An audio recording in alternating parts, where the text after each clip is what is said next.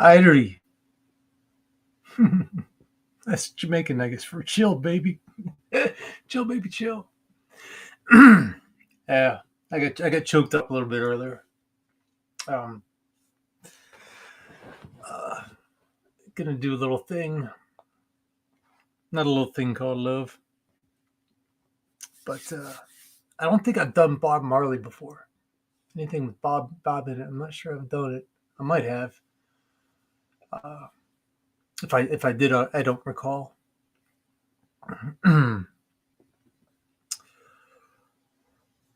So, oof. Um, yeah, talking about the weed earlier. Uh, People call the stuff.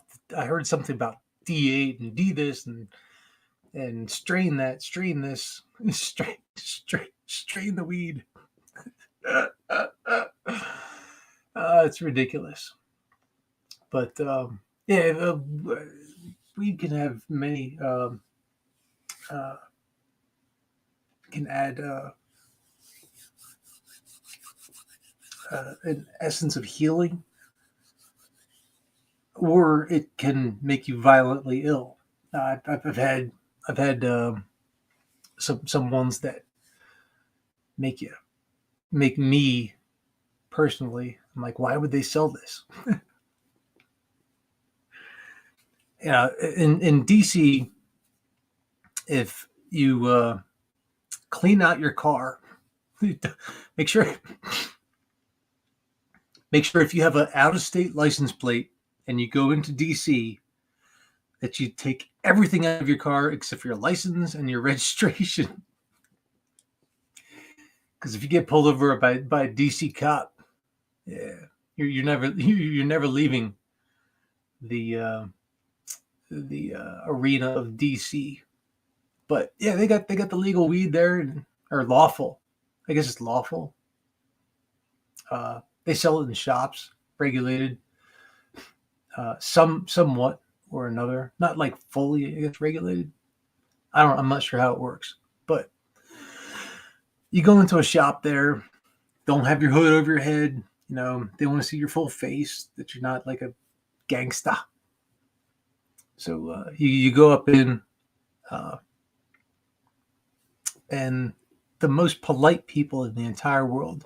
I got a couch back there, a little sitting area. Yeah. It's not like a grungy uh, den, and so the last time I was in DC, I just spent a night or two. I was like, I don't really feel like driving there, and I looked up, I did the Google thing, legal weed DC, and it popped up all these, I'm in this hotel room, like chilling. It's a very nice one, in what do they call the Foggy Bottom area, and I'm like, hey, let me get some weed, and it's like, we deliver to you, and from back in the day, I was like, I was like, do I tip the guy when he brings it? I mean, all these things are going through my head because he's like, it's all cash, right? Like, do I give him like a tip? And I literally tried to give him a tip. I was like, uh, hey, here's some gas money. It's like, we don't accept gratuity. I was like, okay, that's cool. And it was very, very, very potent. And I couldn't do. I mean, I took like one puff. That was it. Out. I was not out, but I was zoned out. So the next night, I was like, I can't smoke it. Let me try a gummy. So I ordered up a gummy, and I'm thinking like instant results. I didn't really look into it. And like 20 minutes later, I'm like, this stuff is bunk. me try another just to make sure. Don't do that. Don't just try another if it's not working yet. Because when the first one kicked in, I think it was about an hour and a half, maybe. It really started to settle, and then I was like, woo. And then 20 minutes later, it was like, woo. So don't do that. If you get a gummy and never had one before, don't do that. Anyway, it somehow got on the topic of that, and Bob Marley came up. In the day, I spent a lot of time in inner city Baltimore, and even my skin color didn't matter. You know, I look pale, compared to these people I'm dealing with, the Jamaicans. It was Bob Marley's nephew, his place, and you don't just get into that place. Yeah, it's like you have to be something to get there, and man, that stuff. It was like, hey, it got me to. I was like, while I was sitting there, I was like, yeah, really, Bob Marley? And I didn't say it out loud, but I'm thinking to myself. I said, they're like, you okay, man?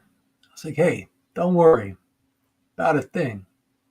Every little thing, it's going to be all right. I'm saying, don't worry about a thing. Every little thing, it's going to be all right. And in my head, everybody started to go, rise up this morning, smile with the rising sun. 3 little birds pitch by my doorstep, singing sweet songs of melody pure and sure. Said, this is my message to you. Don't worry about a thing. Every little thing gonna be alright. Every little thing gonna be alright. Don't worry. Meaning don't worry about a thing. Every little thing gonna be alright. Just sat there. And it wasn't a beanbag or a futon. It was some weird, very comfortable thing I was sitting on, and people just like chatting, chit chatting, walking around. And I'm just like, and they're looking at this guy sitting over here on the. I'm gonna call it a futon. This little couch. It looked very uncomfortable before I sat down. I was like, how am I going to sit in that? And then once I sat in it, had a little, don't worry about a thing. Every little thing is going to be all right. It was very comfortable. And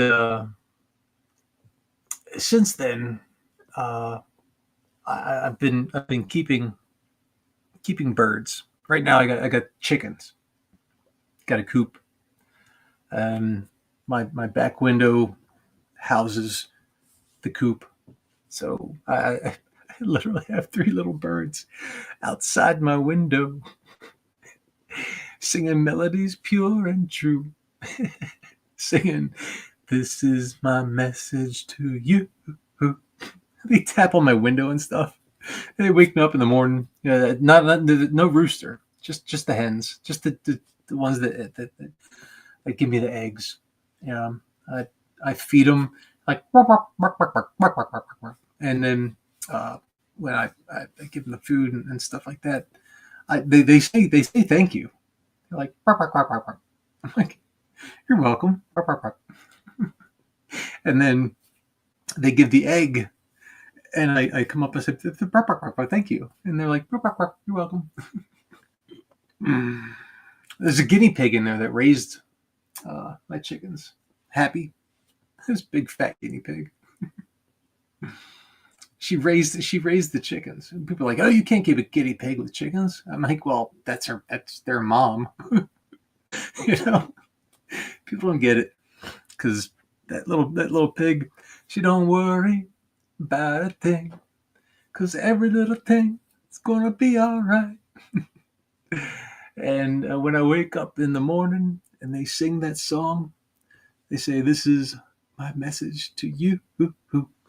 Don't worry about a thing." I give them their food. They say, "Thank you, thank you." It's like, you know, I say, "Bark, bark, bark, bark." You're welcome. I get the egg. I say, "Thank you." Bark, bark, bark, bark. They say, "You're welcome." Bark, bark, bark. I'll just leave it at that. Ah.